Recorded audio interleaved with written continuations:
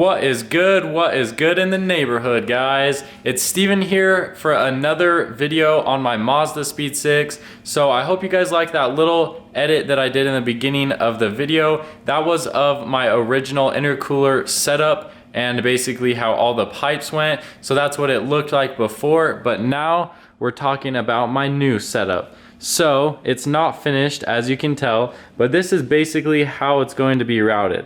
So if you look at the top where my turbo is right there, as you can see, it goes from my turbo to a 90-degree coupler, and then it goes to a little 2.5-inch pipe right here down to another 90. And so what's gonna happen is eventually I want to clock the whole turbo. I want to clock it so that this piece right here, the 90-degree piece, actually goes down. So if it went down, then this whole pipe right there, this whole long one, would be able to sit a little bit lower, but right now it'll definitely work. It's just not gonna look quite as pretty as I wanted, but the end goal will be when that pipe is tucked down low. But I also need to do an EGR delete, which I'll of course be videoing, but the EGR is this big thing right there, and basically that whole thing can be deleted, giving this space right here a little bit more room. But basically it goes from the turbo over and down,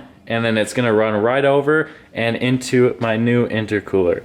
Let me take off my bumper and I'll show you guys the rest of it.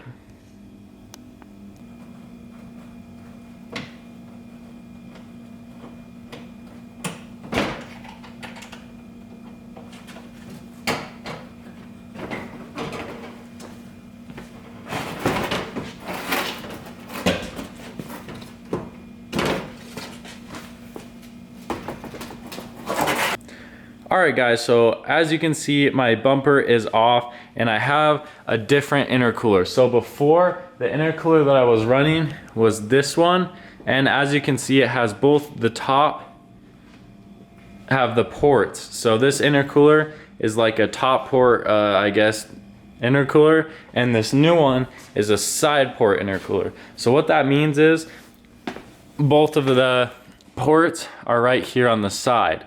And so the reason why I did this is because I wanted to route the top one from the turbo. I wanted to route it straight down. It's not in its final position, but it's basically gonna go straight down right into that one.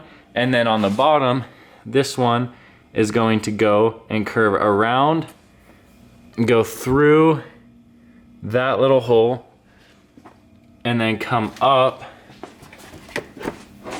from down there. So this pipe right here, that's the pipe that goes straight down, and then it goes into a 90-degree coupler, which is right here, to where my blow-off valve is. So I'm running a GFB blow-off valve, the one I've been running the whole time, and hopefully it'll still sound just as good. But basically that runs from my intake manifold right there over and down through the little hole, through the side, and then it's gonna wind up like this. I might get a new pipe right here, but I need to get a new coupler, and I need to get a new coupler for right here, and then I think I'll be able to finish it. But that's the reason why it's not done in this video, guys, is because I have not finished it completely and I need to order some new couplers. So that's on the list and it will get done soon, but that's all for today's video.